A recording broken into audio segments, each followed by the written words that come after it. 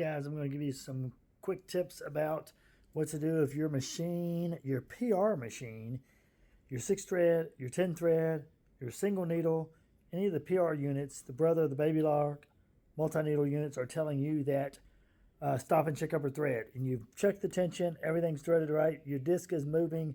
There's a lot of stuff that you've done, changed the needle, and it's still not sewing. It's still telling you to stop and check the upper thread. Here's a good tip. Make sure that, I'm going to zoom in here.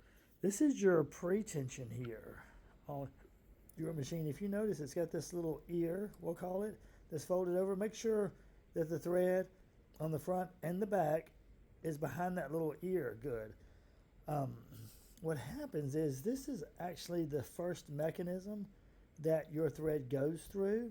So if you think about it, this has got a spring underneath it here, and this is pushing down on your thread, and it's actually stripping that thread. So if you're in a place with everything we do creates dust.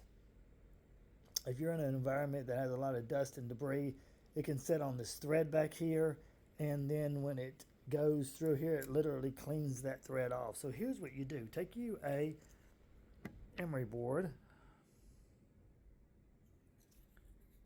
like so. Take you an old pair of scissors, like so, and I want you to cut that emery board at a nice angle. Like I said, don't do it with your good scissors, do it with your bad scissors.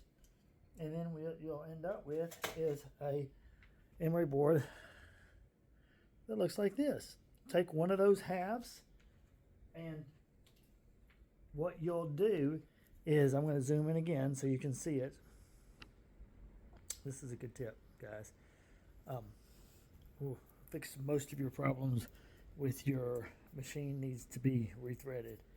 What you'll do is unthread this mechanism here, unthread it in the front and the back, get that thread out of the way, and then what I want you to do is take that emery board, and I usually do it to all of them at the same time, and floss it up underneath here in the back side of this and then the front side of this, turning it over a couple different ways. And what you'll see is it pulling out a bunch of dirt and trash, but it also kind of scuffs it up just a little. You're not going to put any pressure on it, but so this emery board grabs the lint and the trash off of beneath those tension disc and cleans it out for you.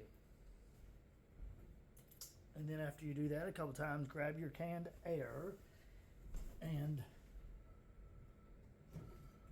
what you'll do, I'm grabbing for the canned air as we speak. What you'll do is you'll get your nozzle and stick it up underneath the spring here and give it a little burst of air to clean all that trash and tension out. And then you're going to rethread this here. Like I said, make sure it goes underneath the front little ear and the back little ear, just to make sure it's underneath there. And then when you pull this thread out of your needle, you should hopefully be able to see that tension disc rotate. This is actually the sensor here that tells you if your machine is threaded or not. And if that disc is not rotating, it will not tell you that it's threaded. So that disc has to be rotating. But what happens is there has to be pre-tension on this tension disc back here. And if it has dirt or lint or whatever on that thread and it's built up over time, it has lifted this up, not putting pressure on it. So get your little emery board, clean that out, and you will find that even if you aren't having that problem, it will sew so much better and cleaner, and you'll have much more crisp and prettier designs.